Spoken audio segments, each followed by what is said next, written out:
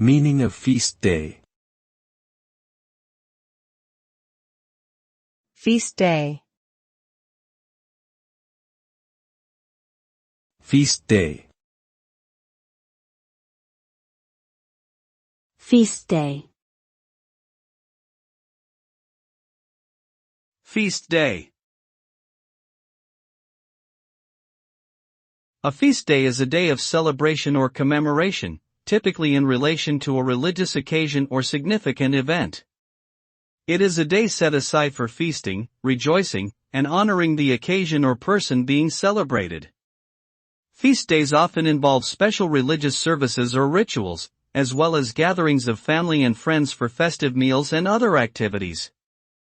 In essence, a feast day is a time of joy, thanksgiving, and reflection, meant to honor and celebrate something or someone important in one's life or community.